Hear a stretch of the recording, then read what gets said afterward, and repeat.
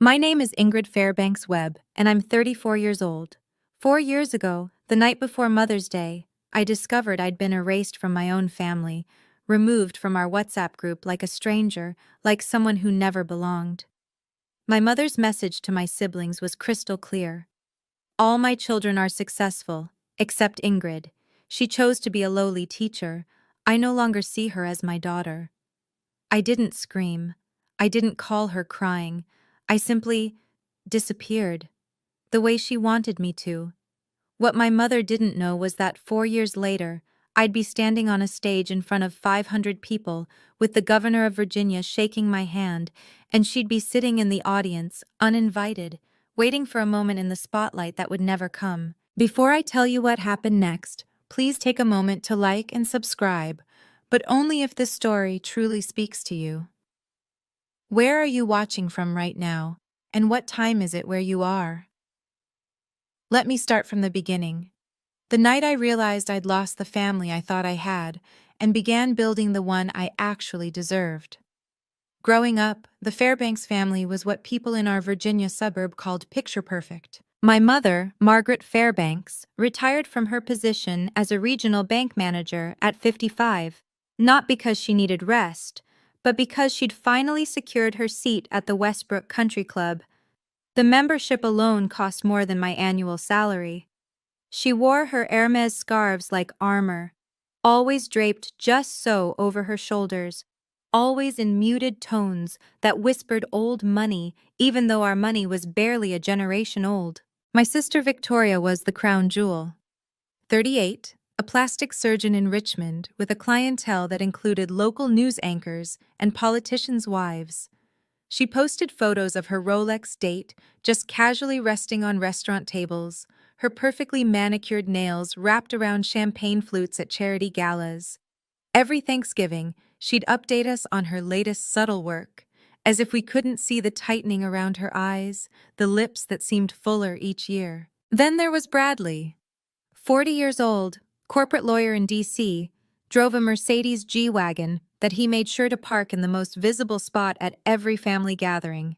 He had a wife named Carolyn who collected designer handbags the way some people collect stamps, methodically, obsessively, always hunting for the next limited edition. And then there was me, Ingrid, the youngest, the one who didn't quite fit the family portfolio. I was a fourth-grade teacher at Maple Creek Elementary, a small school tucked into the rolling farmland about 90 miles from my mother's pristine colonial revival. My Honda Civic was 12 years old. My apartment could fit inside Victoria's walk-in closet. But here's what no one ever mentioned at those country club brunches. My mother had 2 successful children, a doctor and a lawyer. Not 3. Never 3. I didn't choose teaching because I couldn't do anything else. When I graduated high school, I had a 4.1 GPA and a full scholarship offer to pursue pre-med at UVA. The same path Victoria had taken a decade before. My mother had already ordered the future doctor bumper sticker for her car. She'd told all her friends at the club. The narrative was set. But I'd spent that summer volunteering at a literacy camp for underprivileged kids in our county.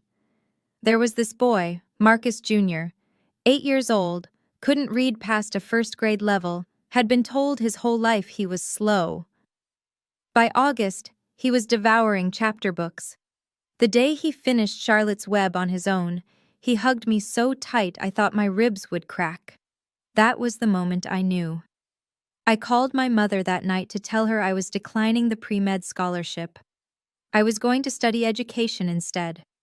I wanted to teach elementary school. The silence on the other end lasted 17 seconds. I counted. "You're throwing your life away," she finally said. "For what? A government salary and ungrateful children?" She didn't come to my college graduation, said she had a conflict, a garden party at the club that same weekend. Victoria sent a card with a check for $50 and a note that read, "Good luck with your little career." I cashed the check. I needed groceries. But I never forgot the message beneath those words. You chose wrong. You chose less. And we will never let you forget it. I didn't choose to be poor. I chose meaning. To my mother, those two things were exactly the same. The exclusion didn't happen all at once. It crept in slowly, like mold in the corners of a room no one bothered to clean. Thanksgiving 2019. I arrived at my mother's house with a homemade sweet potato casserole, her favorite recipe, the one Grandma Ruth used to make. When I walked into the dining room, I found my place card at the small folding table in the corner. The one set up for Victoria's stepchildren and Bradley's toddler nephew. "Oh, honey, we just ran out of room at the main table," my mother said, adjusting her pearl earrings. "You don't mind, do you? You're so good with children." I was 30 years old. Christmas that year was worse. I'd spent 3 weeks knitting my mother a cashmere scarf in her favorite shade of dove gray. When she opened it, she held it up, smiled thinly, and said, "How handmade." Then she turned to Victoria, who had gifted her a Chanel clutch, and spent the next 20 minutes raving about the stitching, the hardware, the craftsmanship. My scarf ended up in the coat closet. I found it there 2 months later, still in the tissue paper, tags I'd carefully removed stuffed back inside. But the final blow came on her birthday in early 2020. I called to ask what time dinner was. "Oh, Ingrid," she said, her voice dripping with practiced regret. "The restaurant only had 6 seats available. Your father, Bradley and Carolyn, Victoria and her date. You understand, don't you? Family comes first." 6 seats. And somehow, I wasn't family enough to fill one of them. But all of that, the folding table, the forgotten scarf, the restaurant that didn't have room, none of it prepared me for what came next. The only person in my family who still treated me like I existed was my cousin Rachel. She was 24 then, my Aunt Patricia's daughter, 8 years younger than me, fresh out of college and working her first marketing job in Charlottesville. We'd been close since she was a kid. I used to babysit her on weekends, take her to the library, help her with homework when her own parents were too busy fighting. Rachel was the kind of person who noticed when you were hurting, even when you tried to hide it. The night before Mother's Day 2020, my phone rang at 11:47 p.m. Rachel's name lit up the screen. When I answered, her voice was shaking. "Ingrid, I need to tell you something. I didn't know if I should, but you deserve to know." My stomach dropped. "What happened?" "Check your WhatsApp, the family group." I opened the app, scrolled to Fairbanks Family Dinner, the group my mother had created 3 years ago to coordinate holidays. I wasn't in it anymore. "Rachel, I know. They removed you. Your mom asked Victoria to do it last week, but she only got around to it tonight." Rachel's voice cracked.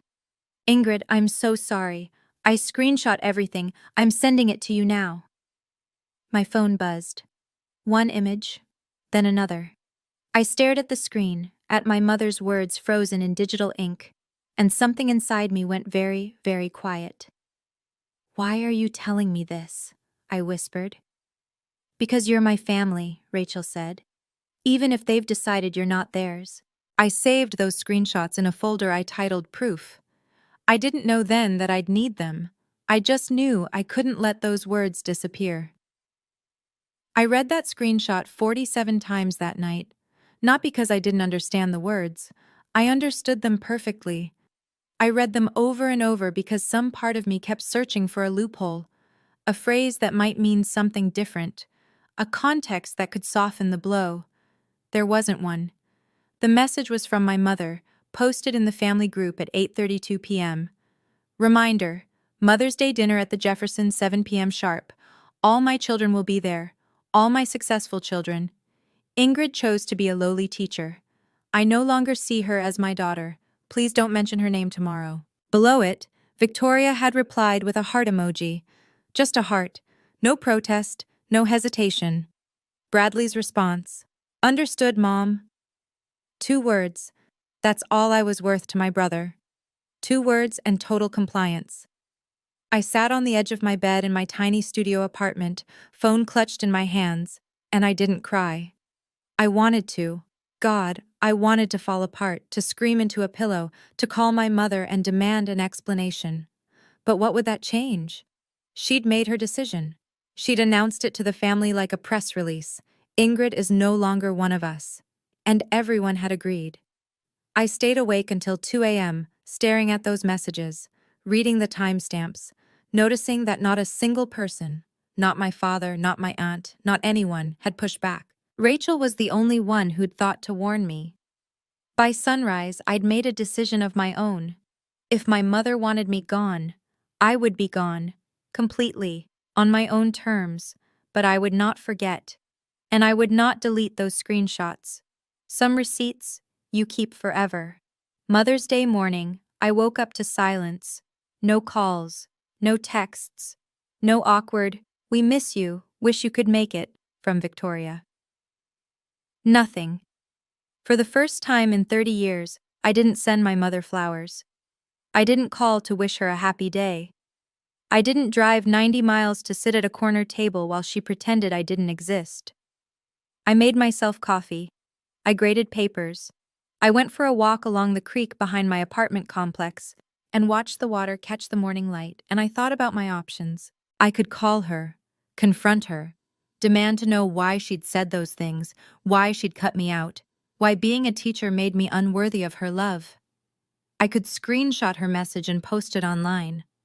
Let the world see what kind of mother raises a doctor, a lawyer, and a daughter she throws away. I could show up at the Jefferson uninvited, make a scene, force them to acknowledge my existence. But what would any of that accomplish? My mother had made her choice. She'd chosen status over her own child. She'd chosen the opinion of women at a country club over the daughter who'd loved her for 3 decades. If she wanted me to disappear, I would give her exactly what she asked for. But not because she demanded it, because I chose it. I blocked her number that afternoon, then Victoria's, then Bradley's. I deleted Instagram so I wouldn't have to see their curated family photos. I didn't know then that my silence would last 4 years. I didn't know that those 4 years would change everything. All I knew in that quiet moment was this: I would not beg to be loved by people who saw me as a stain on their reputation. The world kept spinning, and the Fairbanks family kept pretending I was never part of it. 6 months after that Mother's Day, Rachel called me with an update I hadn't asked for. "Thanksgiving photos are up," she said quietly. "Victoria posted them an hour ago." I told myself I wouldn't look. I lasted 3 hours.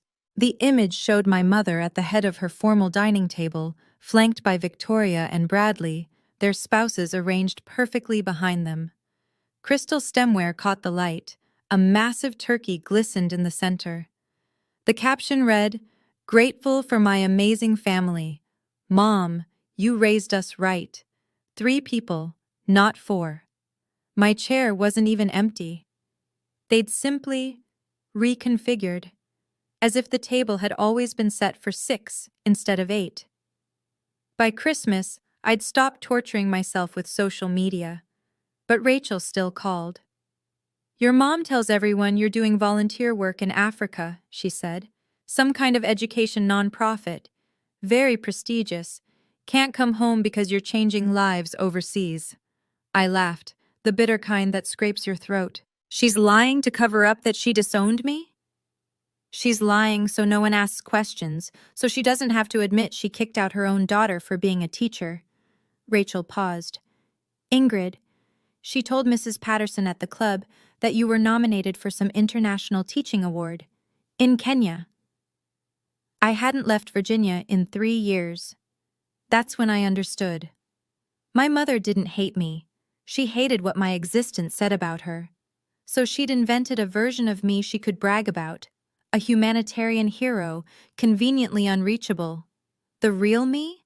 The one who taught 4th grade 90 miles away? I was already a ghost. I met Marcus Webb on a Tuesday in October, surrounded by pumpkins and giggling 9-year-olds.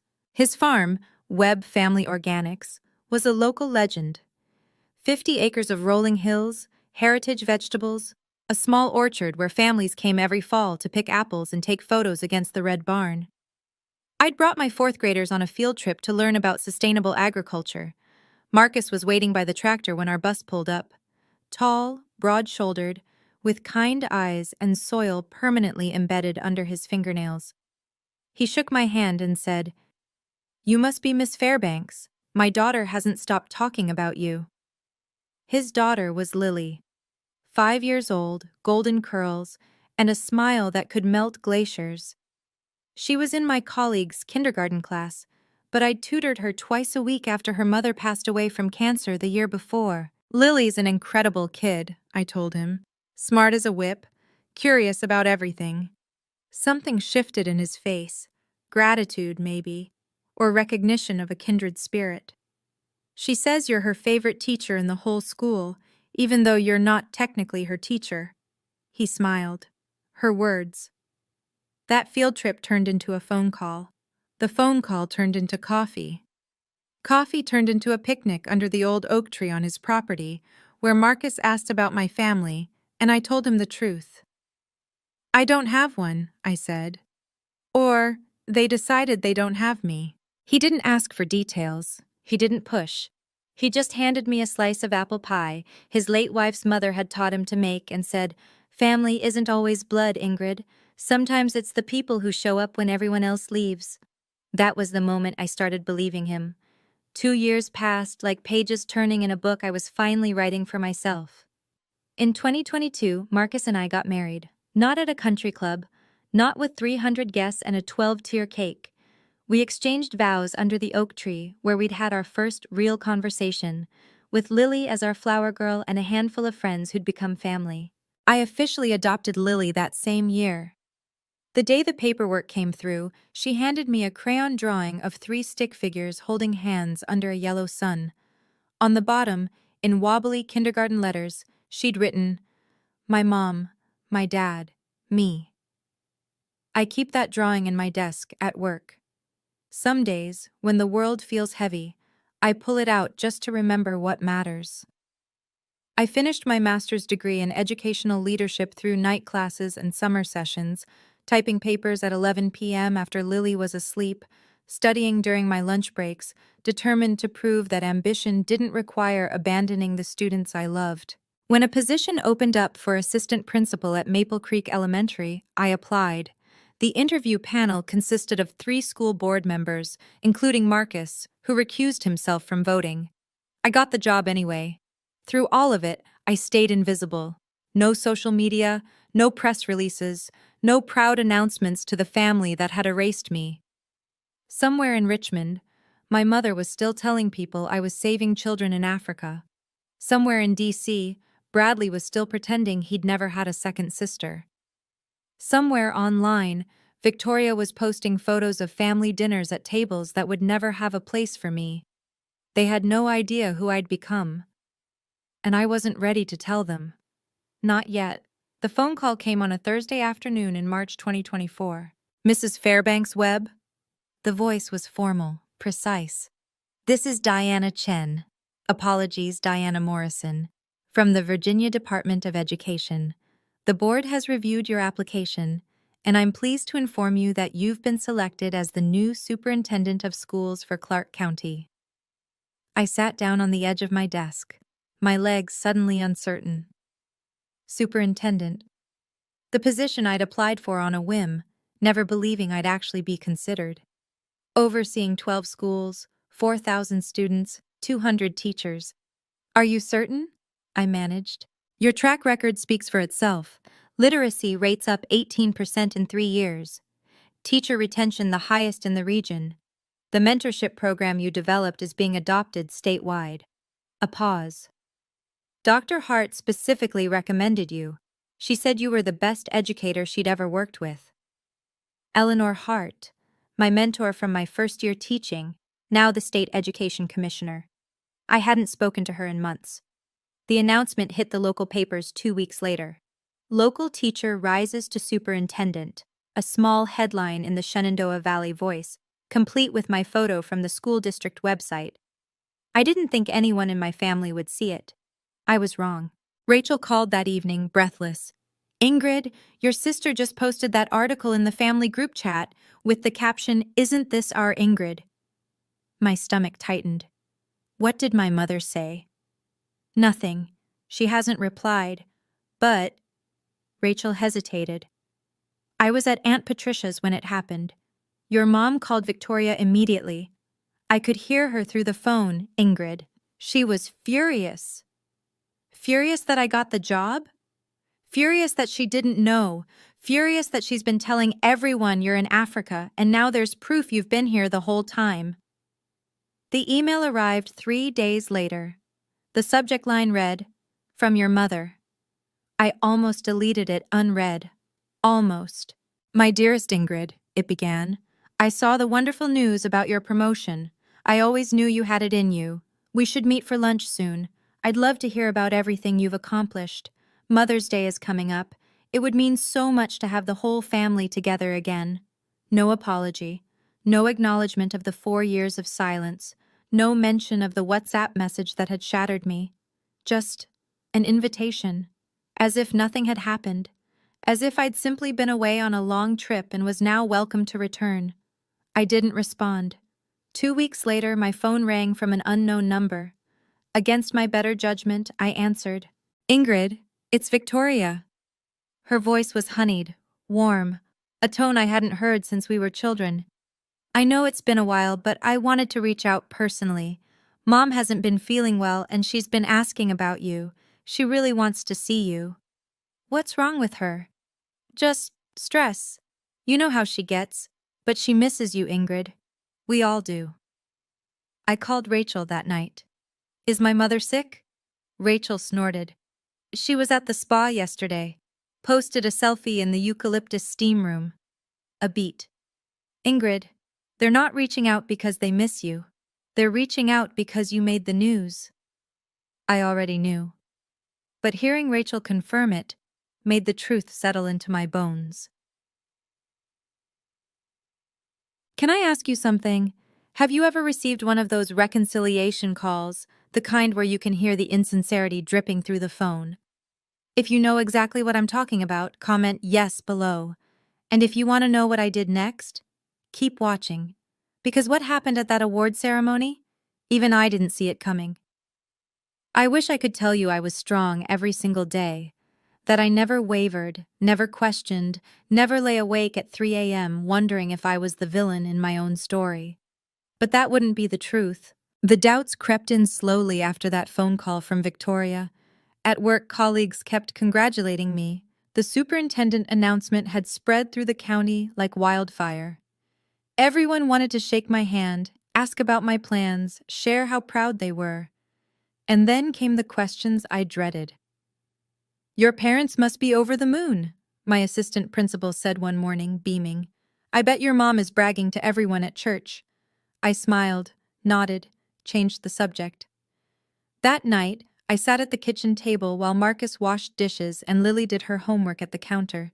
The silence felt heavier than usual. You're somewhere else, Marcus said without turning around. Talk to me. I pressed my palms against my eyes.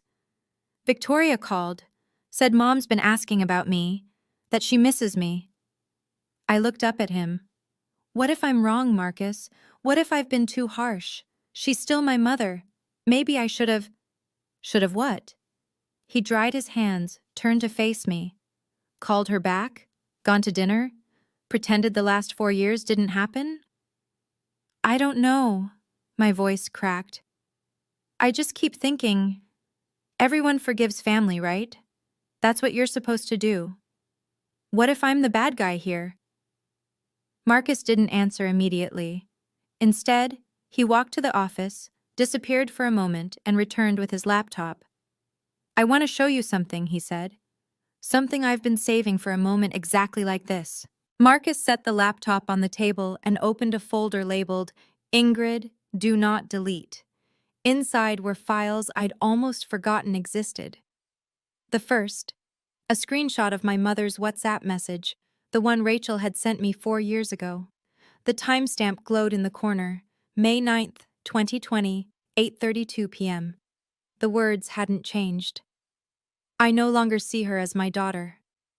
The second, my mother's email from 2 weeks ago. My dearest Ingrid. No apology. No acknowledgement. The third, a photo from Victoria's Instagram, Thanksgiving 2020. The family portrait with the empty space where I should have been. The caption, "Mom, you raised us right." "I saved everything," Marcus said quietly. "Every message Rachel forwarded, every photo that showed up online. I backed it all up to the cloud with timestamps and metadata because I knew this day would come."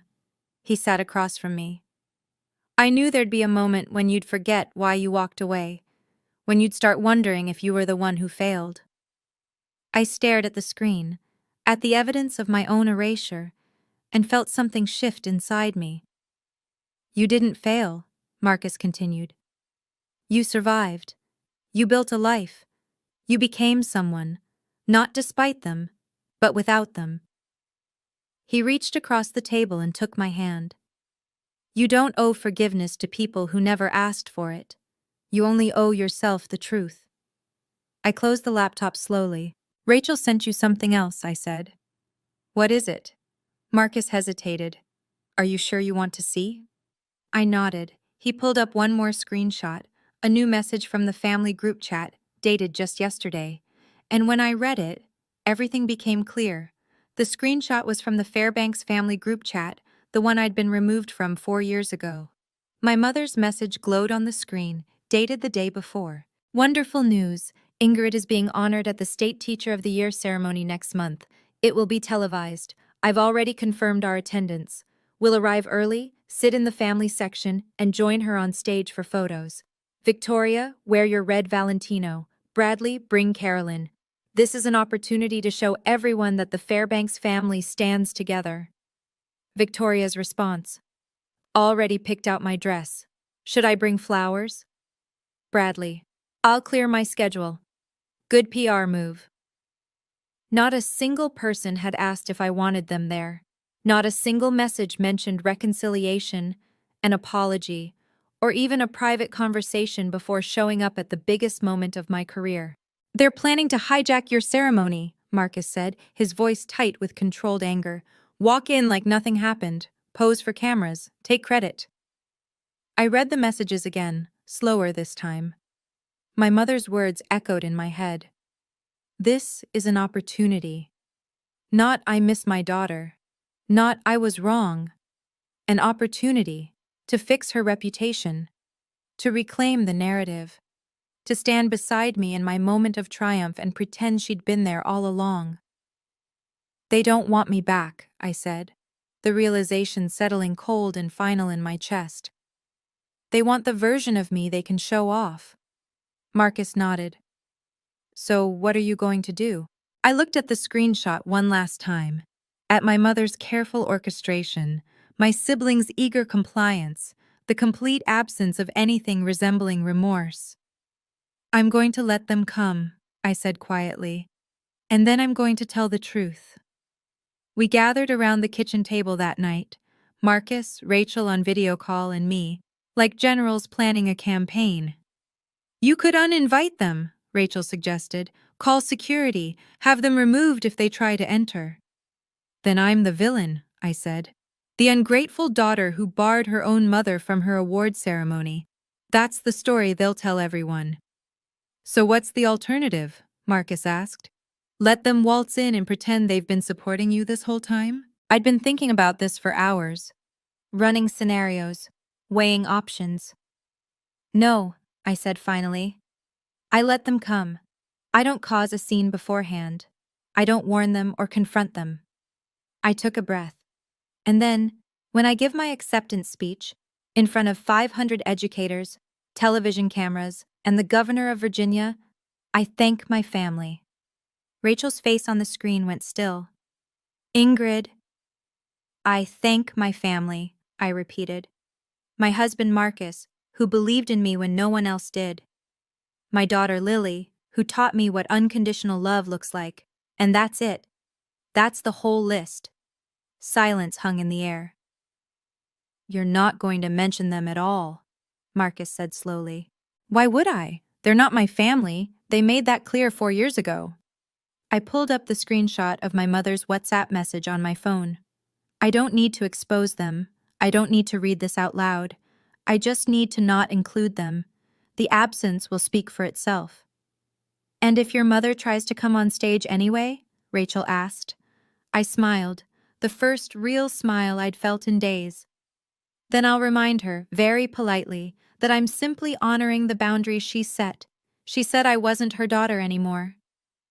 I'm just taking her at her word. Dr. Eleanor Hart called me 3 days before the ceremony. Ingrid, we need to talk. Her voice carried the no-nonsense directness I remembered from my first-year teaching, when she'd been the principal who'd taken a chance on a nervous 22-year-old fresh out of college. Something's come up. I braced myself. What happened? Someone contacted the ceremony coordinator last week, a woman named Margaret Fairbanks. Said she was your mother. Eleanor paused. She requested to speak during the family remarks portion of the program, wanted to say a few words about raising you. My grip tightened on the phone. She did what? The coordinator passed the request to me since I'm giving the introduction speech. I turned it down. Another pause, heavier this time. Ingrid, I don't know the full story of your family situation. You've never told me, and I've never asked, but I know you. I've watched you work for 15 years, and I know that if you wanted your mother involved, you would have mentioned her yourself. I exhaled slowly. Thank you, Eleanor. I'm introducing you on that stage, she continued. And I'm going to talk about your achievements, your dedication, your 15 years of changing children's lives. Not your family name, not who raised you, just what you've built with your own hands. She softened. You earned this, Ingrid. Nobody gets to rewrite that story but you. When I hung up, Marcus was watching me from the doorway. Your mother tried to get on stage? Eleanor blocked her. He shook his head slowly, not in disbelief, in confirmation of everything he already knew about the woman who'd discarded me. She really thinks she can just walk back in, he said. She thinks she deserves to, I replied. That's the difference. The night before the ceremony, I sat at the kitchen table with a blank notepad, a cup of chamomile tea, and the weight of 4 years pressing against my chest. Lily had gone to bed an hour ago, her small hand waving from the doorway. Good luck tomorrow, Mom. You're gonna be amazing. Marcus was in the living room, giving me space to write. He understood that some words needed to be found alone. I stared at the blank page. I would like to thank... My pen hovered. Who did I thank? My colleagues, obviously. Dr. Hart. The board members who'd believed in me. The students who'd made every early morning and late night worth it. And then what? I thought about my mother. About the woman who'd hosted country club luncheons while telling her friends I was saving children in Africa.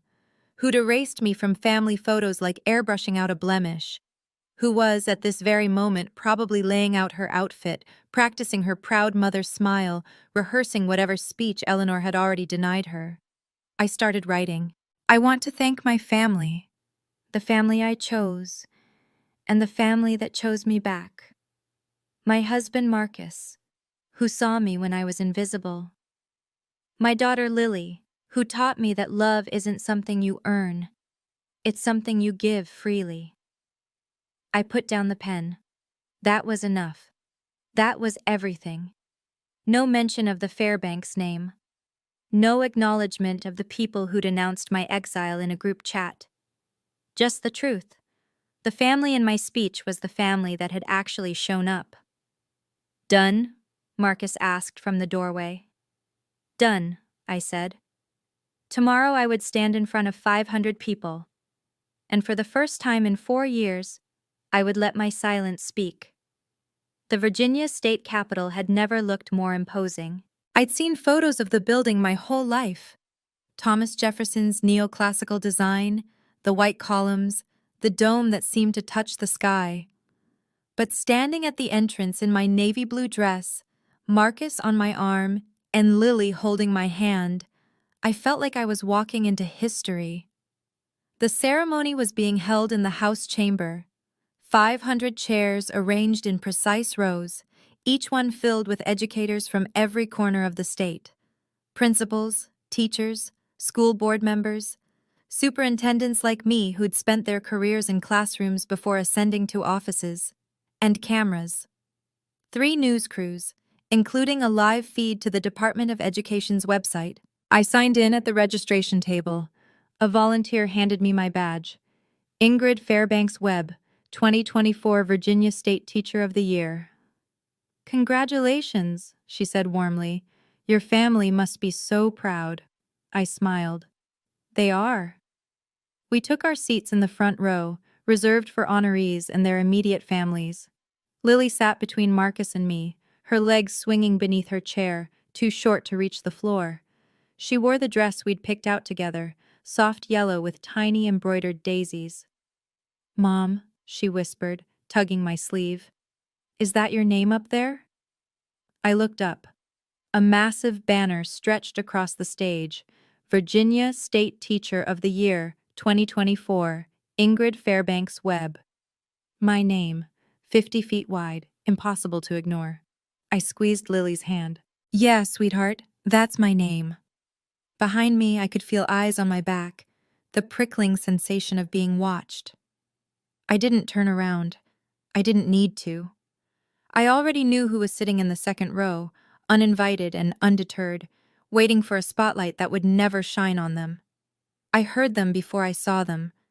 Excuse me, that's my daughter up there. Yes, the honoree. I need to be in the family section.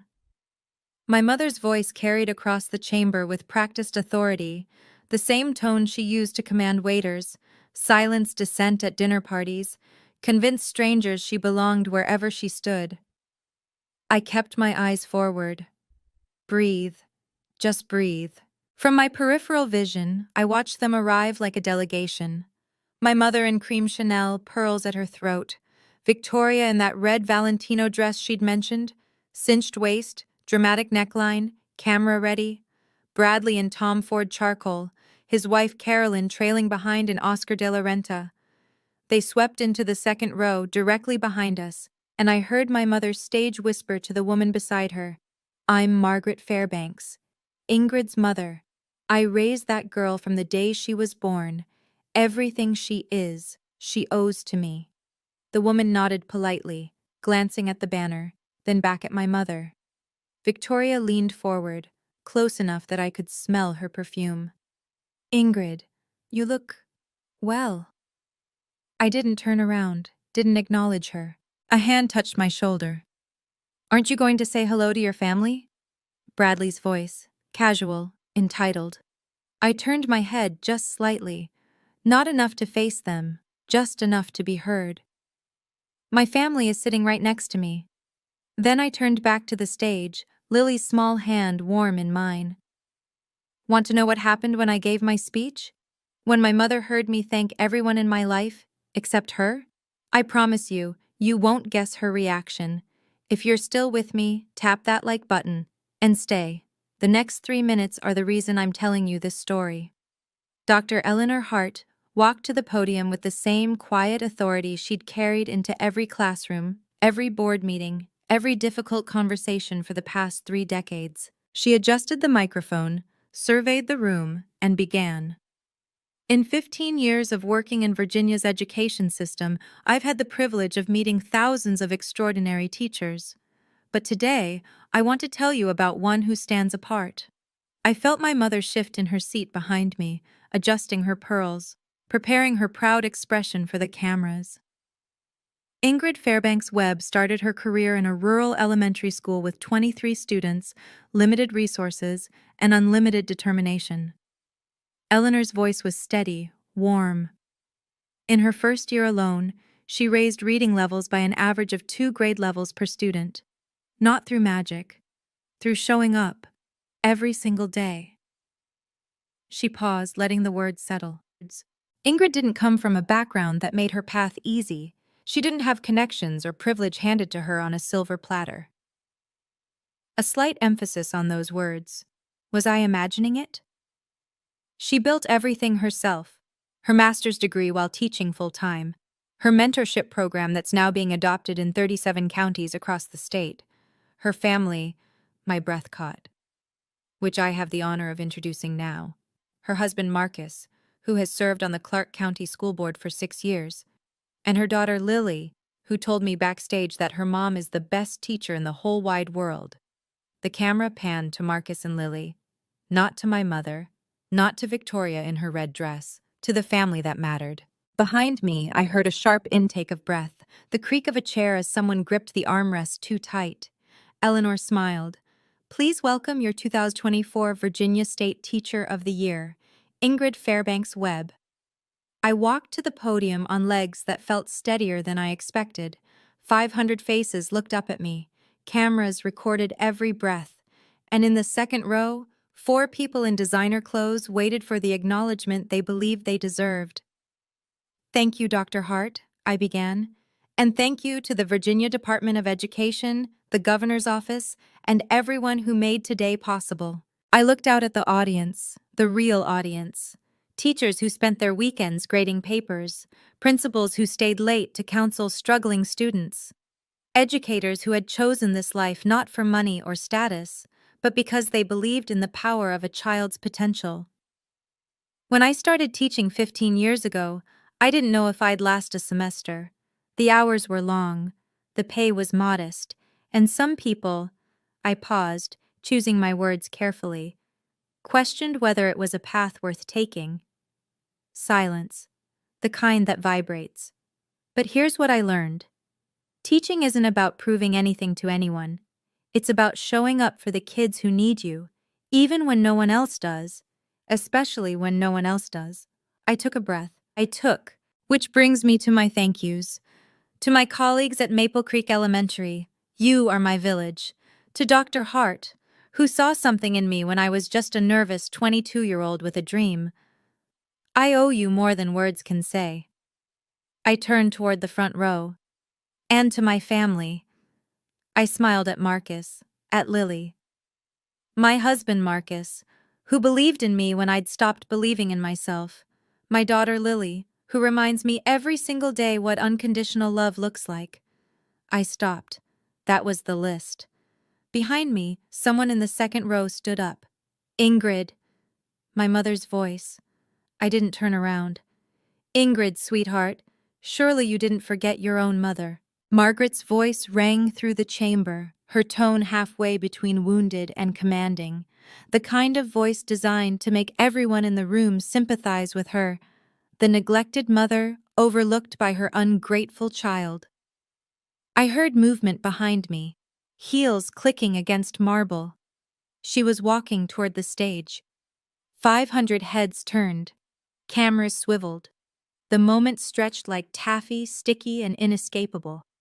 My mother reached the bottom of the stage steps, her cream Chanel catching the light, her practiced smile firmly in place. I'd just like to say a few words about my daughter, about how proud I am of everything she's... Mrs. Fairbanks. My voice came out calm, quiet, amplified by the podium microphone for everyone to hear. She stopped mid-sentence, one foot on the first step.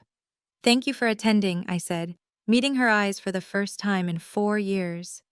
But the family portion of my speech has concluded. Her smile flickered, just for a second, a hairline crack in the facade. Ingrid, I'm your mother. You said you no longer saw me as your daughter. The words fell like stones into a still pond. 4 years ago, in a group message, you said I chose to be a lowly teacher and that I was no longer part of your family. Gasps rippled through the audience. A murmur of voices. Someone dropped a program. I've simply honored your decision, I continued evenly. The family I thank today is the family that stood by me, the family that didn't require me to prove my worth through a job title or a salary. A security guard approached Margaret gently, gesturing back toward her seat. She stood frozen, not moving forward, not retreating. For the first time in my life, my mother had nothing to say. The silence lasted exactly 4 seconds. Then, from somewhere in the middle of the chamber, a woman stood up. Gray-haired, mid-60s, wearing a simple cardigan and glasses that had seen thousands of classrooms. She started clapping, slow, deliberate, unmistakable. Another person stood, then 5, then 20. The applause built like a wave, rolling through the chamber until every single educator in that room was on their feet. 500 people giving me something my own mother never had, validation without conditions. I gripped the edges of the podium, my eyes burning. The security guard gently guided Margaret back to her seat. She walked stiffly, mechanically, her perfect posture crumbling with each step. Victoria reached for her arm, whispering something urgent, but Margaret shook her off. I caught fragments of conversations from nearby rows. Did you hear what she said? Her own mother disowned her? For being a teacher? That's disgusting. So that's the woman who called her a lowly teacher. Can you imagine? The story was spreading through the room like wildfire. Every whisper another nail in the coffin of my mother's carefully constructed reputation. When the applause finally subsided and people took their seats, I saw Margaret sitting rigidly in her chair, staring straight ahead. Her cream Chanel suddenly looked too bright, trying too hard. Victoria was furiously typing on her phone. Bradley's jaw was clenched so tight I could see the muscles working from the stage. And in the front row, Lily was looking up at me with shining eyes. "You did it, Mom," she whispered, too quiet for anyone else to hear. But I read her lips perfectly. I smiled at her. Just her. The rest of the audience faded into background noise. My family was proud of me. That was all that mattered. They cornered me in the hallway outside the chamber. I'd just finished taking photos with the governor, a kind man with a firm handshake who'd told me my speech was the most honest thing he'd heard in that building in 20 years, when I saw them approaching. My mother, flanked by Victoria and Bradley, moving through the crowd with the determination of people who believed they were owed an explanation. "Ingrid." My mother's voice was low now, stripped of its performance quality. "We need to talk. Privately." I kept my tone pleasant, professional. "If you have something to say, Mrs. Fairbanks, you can say it here." Her eyes flickered to the people around us. Other honorees, their families, a journalist scribbling notes. "You humiliated me, in front of everyone, on television." I stated a fact. I pulled out my phone, unlocked it, and held up the screenshot that had lived in my camera roll for 4 years. "This is the message you sent on May 9th, 2020. I no longer see her as my daughter. Your words, your decision. I simply honored it." My mother's face went pale. I was upset. You know how things get taken out of context. Context? I showed her the timestamp, the sender ID, the heart emoji from Victoria, the understood mom from Bradley. This was a group message telling everyone in our family to pretend I didn't exist. There's no other context. Bradley stepped forward. "Ingrid, let's be reasonable." I was reasonable for 30 years. My voice stayed calm. I was reasonable when you seated me at the children's table. Reasonable when Mom forgot my graduation. Reasonable when you all decided my career made me disposable. I tucked my phone away. "I'm done being reasonable." Victoria's mask cracked first. "This is ridiculous," she hissed, her red Valentino dress suddenly looking garish under the fluorescent hallway lights. "We came here to support you. We rearranged our entire schedules. You came here for a photo op." I kept my voice level. "I read your messages, Victoria. Should I bring flowers? That's not support. That's staging." Her face flushed. Who showed you that?" "It doesn't matter how I know.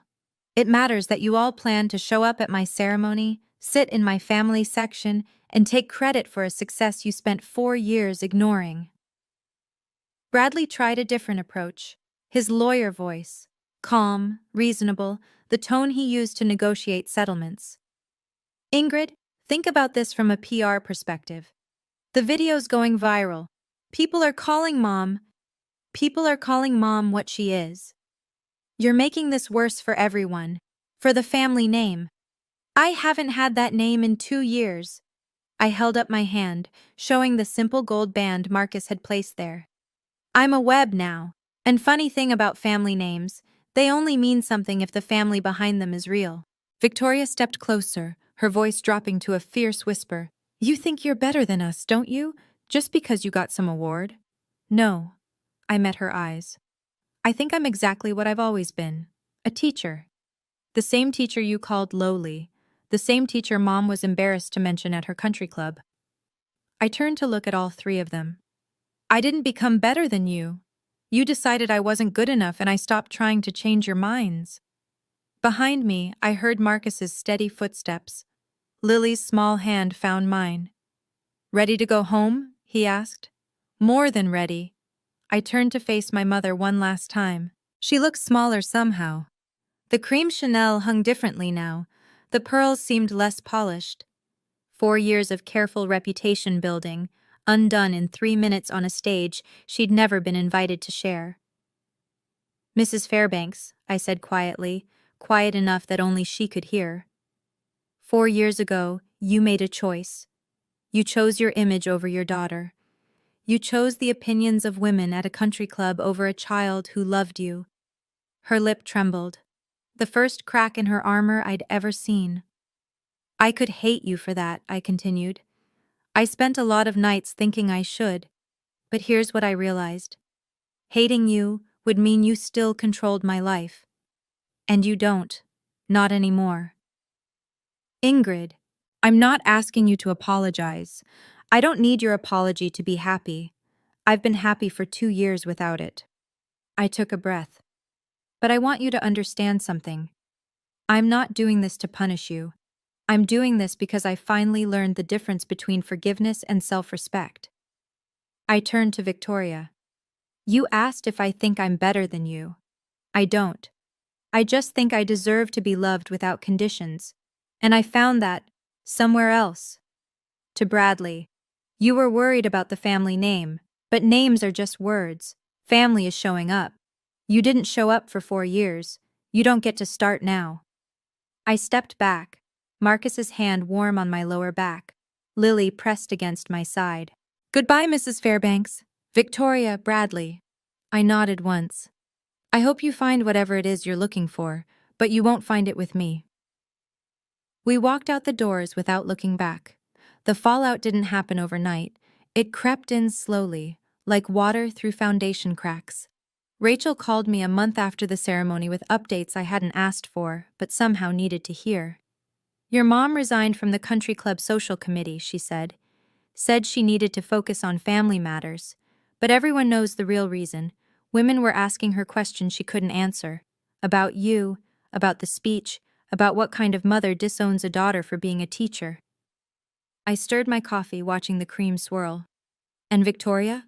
She deleted all her family Instagram posts. Every single one. Someone in the comments of her practice page asked if she was the sister who sent a heart emoji when her mom disowned her sibling. Rachel laughed bitterly. Apparently, patients don't love knowing their plastic surgeon has a heart emoji to family cruelty response time of 30 seconds. Bradley had gone silent entirely. According to Rachel, he'd told their Aunt Patricia that the whole situation had been blown out of proportion and that he'd prefer not to discuss it. The professional class had its ways of punishing social missteps. No one was boycotting Victoria's practice or refusing to hire Bradley's firm. But there were whispers, side-eyes at networking events, the subtle distancing that happened when people realized someone's shiny surface hid something rotten underneath. Your mom's seeing a therapist, Rachel added quietly. She told Aunt Patricia she wants to understand what went wrong. I set down my mug. Good for her. You don't want to know more? Maybe she's actually changing? Maybe she is. I looked out the window at the oak tree in our backyard, the one where Marcus and I had exchanged vows. But her changing doesn't change what happened, and it doesn't obligate me to go back. 6 months later, I learned what peace actually feels like. Not the absence of noise. Our farmhouse was never quiet. Lily practiced piano in the living room, the keys stumbling over Fur-Elise with determined imperfection. Marcus argued with the tractor in the barn, convinced it understood his lectures about fuel efficiency. The chickens had opinions about everything. But underneath all that noise, stillness, the kind that comes from knowing exactly where you belong. I was still superintendent. The job was hard, budget meetings, personnel conflicts, the endless paperwork of running 12 schools. But every morning when I walked into my office, I saw Lily's crayon drawing pinned above my desk. 3 stick figures, yellow sun. My mom, my dad, me. That was my daily reminder of what success actually looked like. On our 3rd wedding anniversary, Marcus and I had another picnic under the oak tree. Lily helped set up the blanket, spreading out plates of cold fried chicken and Marcus's mother's famous biscuits. The evening light turned everything gold. Someone from a publishing house called last week, Marcus mentioned casually, handing me a glass of lemonade. They want you to write a book about your career, your journey, all of it. I shook my head before he finished. I don't want to live in the past. Even if it could help other people, other teachers who've been made to feel small. I thought about it, really thought about it. If I ever tell this story publicly, I said finally, it'll be on my terms. Not for revenge, not for profit, just to let someone else know they're not alone. Lily crawled into my lap, smelling like grass and sunshine. Tell me a story, Mom. I kissed the top of her head. Once upon a time, there was a teacher who found her family. The letter arrived on a Tuesday in October, almost exactly 1 year after the ceremony. No return address on the envelope. Just my name, written in handwriting I recognized immediately. The careful cursive my mother had always prided herself on. The elegant loops she'd spent years perfecting at charm school in the 1970s. I sat at the kitchen table for a long time, just holding the envelope. Marcus came in from the barn, saw what I was holding, and sat down across from me without a word. "You don't have to open it," he said. I know. I opened it anyway. The letter was 2 pages, handwritten on her personalized stationery. The cream cardstock with her initials embossed in gold. Ingrid, I've written this letter 47 times. Each time I tried to explain, to justify, to make you understand why I did what I did. But the truth is simpler and uglier than any explanation I could give. I was afraid. Afraid of what people would think, afraid of being judged, afraid that your choices somehow reflected failures in me. I don't expect you to forgive me. I haven't even forgiven myself. I just want you to know I was wrong. Not upset or taken out of context. Wrong.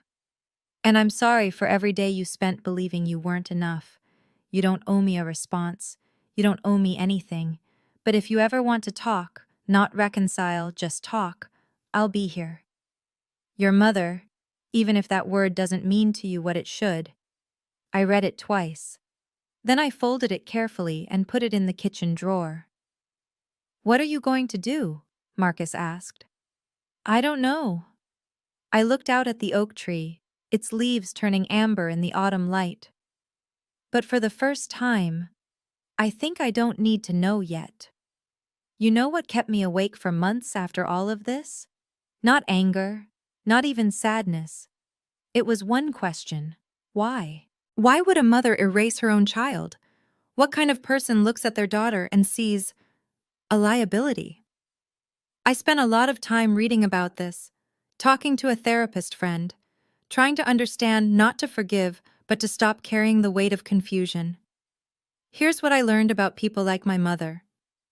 Margaret Fairbanks grew up in a family where love was transactional. Her own parents praised her when she achieved and withdrew when she didn't. She learned early that worth equals performance, that you earn your place at the table, literally. By the time she had children of her own, she didn't know any other way to love. When Victoria became a surgeon and Bradley became a lawyer, my mother wasn't just proud, she was relieved. Their success proved she was a good mother. Their achievements were her achievements. Their status protected her from the shame she'd carried since childhood. And then there was me, the daughter who chose meaning over money, who picked a lowly profession that made Margaret feel exposed. Every time someone asked about her kids, she had to explain me, and explanation felt like failure. So she did what scared people do. She cut out the part that hurt. It doesn't excuse her. Nothing excuses abandoning your child. But understanding this helped me realize something important. Her rejection was never about my worth, it was about her wounds. And here's the thing I want you to hear. If you've ever been in my shoes, you are not responsible for healing people who hurt you. You can understand them without excusing them. You can have compassion without giving them access to your life. Boundaries aren't walls built from anger. They're doors you get to control. If this story resonated with you, I have a question. Have you ever had to choose between keeping the peace and protecting your peace? Drop your answer in the comments. I read every single one. And if you want more stories like this, check out the video linked in the description. I think you'll find something that speaks to you. Thank you for being here. Thank you for listening. I'm Ingrid, and I finally know what family really means.